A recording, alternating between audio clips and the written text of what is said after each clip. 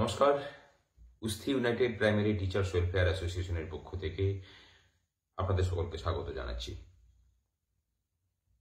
একটা বিষয় দীর্ঘকাল ধরে আমরা দেখে আসছি, এটা খুব সচেতনভাবেই করা হয়েছে প্রাথমিক শিক্ষার ক্ষেত্রে, বিশেষ করে সেটা এই সরকার বলুন বা পূর্বতন সরকার, বিভিন্ন সরকারি প্রকল্পকে নিজেরা শিক্ষা দপ্তর বরাদ্দ না করে শিক্ষক শিক্ষিকাদের দিয়ে সেই প্রকল্পগুলোকে উতরে নিয়ে চলার একটা প্রচেষ্টা বলুন, একটা মানসিকতা দপ্তরের কাজ করে। যেমন ধরুন খেলা, শিশুদের খেলা হবে, টাকা দেবেন কি? কেন? শিক্ষক শিক্ষিকারা। এটা যেন দস্তুর। সরকারি প্রকল্প, প্রাথমিক শিক্ষায় বিভিন্ন প্রকল্প চালিয়ে নিয়ে যাবেন শিক্ষক শিক্ষিকারা। এখন ধরুন প্রত্যেকটা প্রাথমিক বিদ্যালয়ে নিয়ম করে সমস্ত কাজ ডিজিটালাইজ করতে হয়, মার্কশিট দেওয়া বলুন বা এন্ট্রি বলুন, সমস্ত কিছুই। অথচ মজা হচ্ছে কোনো প্রাথমিক বিদ্যালয়ে কিন্তু কম্পিউটার নেই। তাহলে কাজটা করবেন কারা? কিভাবে কাজটা হবে? কেন?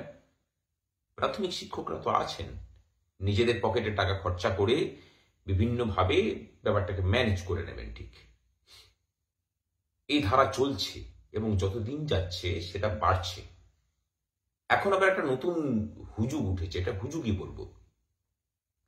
শিক্ষক শিক্ষিকাদের নাকি অ্যাটেন্ডেন্স দিতে হবে অনলাইনে। খুব ভালো কথা, আমরা সংগঠনগতভাবে এটাকে স্বাগত জানাচ্ছি। আমরা মনে করি শুধু প্রাথমিক স্কুলগুলো কেন, প্রত্যেকটা জায়গাতে বায়োমেট্রিক অ্যাটেন্ডেন্স চালু হওয়া প্রয়োজন। কিন্তু সাথে সাথে এটাও মনে করি সেই অ্যাটেন্ডেন্সটা সরকারি পরিকাঠামো ব্যবহার করে হওয়া প্রয়োজন। শিক্ষক শিক্ষিকাদের গ্যাটের টাকা খরচা করে মোবাইল কিনে তাতে আমার টাকা খরচা করে আমি ডেটা প্যাক ভরাবো, আর সেই পরিকাঠামো ব্যবহার করে সরকার আমার হাজিরা করাবেন, এটা হতে দেওয়া যাবে না। এটা আমরা মেনে নেব না এবং মেনে নিচ্ছিও না। ঠিকই শুনছেন, উত্তর দিনাজপুর জেলার এডিআই, তিনি একজন প্রাথমিক শিক্ষক, তৃণমূল প্রাথমিক শিক্ষক নেতা, তার সাথে আলোচনা করে এই হিটলারি তুগলকি কাণ্ডের একটা নির্দেশ দিলেন। যদিও সাহসে কুলালো না যে লিখিত কোনো নির্দেশিকা বের করবেন। আমরা বলছি যে মাননীয় এডিআই মহাশয়, দয়া করে লিখিত একটা নির্দেশিকা দিন আপনি, যে শিক্ষকদেরকে নিজেদের মোবাইল ব্যবহার করে নিজেদের ডেটা প্যাক খরচা করে এই কাজটা করতে হবে, তারপরে বাকিটা আমরা দেখছি।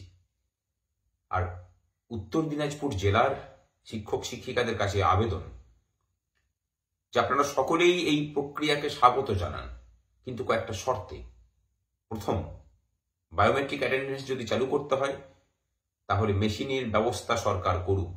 আমাদের নিজেদের মোবাইল ব্যবহার করে নিজেদের ডেটা প্যাক খরচা করে আমরা কোনো কাজ এরকম করতে রাজি নই।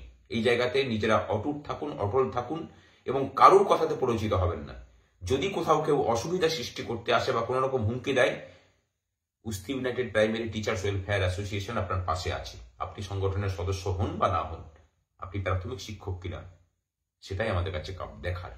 আমরা কিন্তু পাশে থাকবো, লড়াই করব। এবং তার সাথে আরো একটা বিষয় আছে, সেটা হলো যে এই যে মোবাইল ব্যবহার করা হবে তার একটা থার্ড পার্টি নাকি সেটার অ্যাপ তৈরি করবে। কেন? এনআইসি নেই, কেন্দ্রীয় সরকারের সংস্থা যারা অত্যন্ত দক্ষতার সাথে সারা দেশ জুড়ে কাজ করেন, তাদেরকে দিয়ে অ্যাপ ডেভেলপ করানো গেল না? নাকি এই অ্যাপের মাধ্যমে কোন রকম তোলাবাজি করার প্রচেষ্টা প্রশাসন এবং শাসক দল মিলে করছে? যে বলা হবে যে তোমাকে অমুক দিন অমুক মাসে 5 দিন তোমাকে অ্যাবসেন্ট করিয়ে দেবো, এত টাকা তোমাকে দিতে হবে। বেচারি শিক্ষক শিক্ষিকাদের উপায় থাকবে না তখন যে ওই টাকা সেই নেতাদেরকে কাছে তুলে দিতে, অথবা অ্যাবসেন্ট হবেন, উপস্থিত থেকেও আপনাকে অ্যাবসেন্ট দেখানো হবে। সেই ধরনের প্রচেষ্টার ব্লুপ্রিন্ট তৈরি হয়নি তো?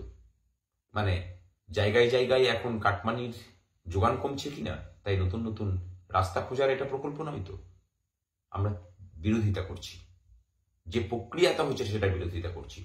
আমরা স্বাগত জানাচ্ছি বায়োমেট্রিক অ্যাটেন্ডেন্সের, কিন্তু তার সাথে সাথে এই কথাটাও বলছি, শিক্ষক শিক্ষিকাদের কাছ থেকে কাজটা যেমন পুরোপুরি বুঝে নেওয়ার দায়িত্ব সরকারের, আমাদেরও কিন্তু অধিকার আছে সরকারের কাছে আমাদের সমস্ত পাওনাগণ্ডা বুঝিয়ে দেওয়ার। 39% মহার্ঘ ভাতা বাকি, সিনিয়র টিচারদের বেতন বৈষম্য আছে, ন্যাশনাল নেই। সমস্ত কিছু মিটিয়ে দিন, বায়োমেট্রিক চালু করুন, দেখুন শিক্ষার হাল বদলে যাবে। ততদিন পর্যন্ত এসব তুগলকি কাণ্ড করতে এলে মুসলিম united primary teachers welfare association আছে আপনাদের বিরুদ্ধে রুখে দাঁড়ানোর জন্য। শিক্ষক ঐক্য জিন্দাবাদ, প্রাথমিক শিক্ষক শিক্ষিকা ঐক্য জিন্দাবাদ, ইউপিডিডব্লিউ জিন্দাবাদ। নমস্কার।